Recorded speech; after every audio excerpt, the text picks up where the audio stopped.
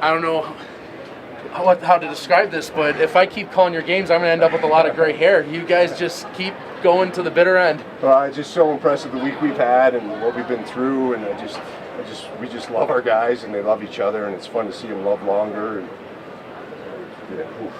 I'm out of words, but so impressed by the guys, and they were so selfless. I thought tonight, and their attitude was unbelievable through whatever happened there at the end of the game, and great leadership by the leadership group and all our guys leading themselves, and I just thought they were excellent. You have a young group, but I thought throughout the chaos that was out on the ice and hanging on, they really kept their mental composure and kept mistakes to a minimum, which allowed you to hang on to that lead. Yeah, well, and it's something, we appreciate you noticing that, because it's something we've worked on all year, that we want to be really composed when it matters, and so that's why we started working on it in September, and here you see it play out in a crazy game like that. So appreciate you noticing that, and again, a real credit to the guys and how much they've grown as people, as students, and players.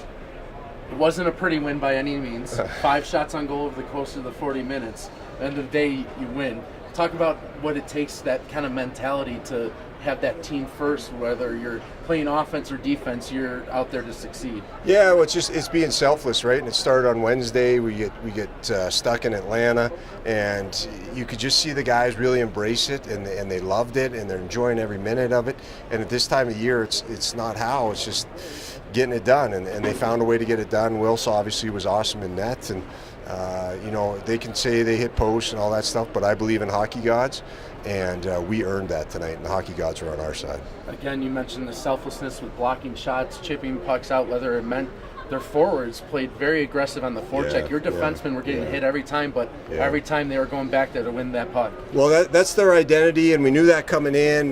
We thought we did a better job managing it, but they're good at it, and you got to give them credit there. I will give them credit for that, but our guys, again, found a way, and we made a couple adjustments that we thought helped us, but again, the credit to the guys and all they've done and how hard they've worked, and it's just fun to see the belief and their shoulders back and their head up, and they're really turning it into men.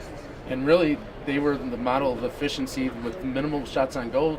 It says something when you're able to capitalize on those few opportunities, though. It's bearing down. Yeah, well, that's been our MO all year, right? We've scored a lot of goals here, and the guys have worked hard on how to score those goals, and it's just fun to see. Obviously, we want to keep not having so many against us, but again, finding a way, and loved how hard we competed.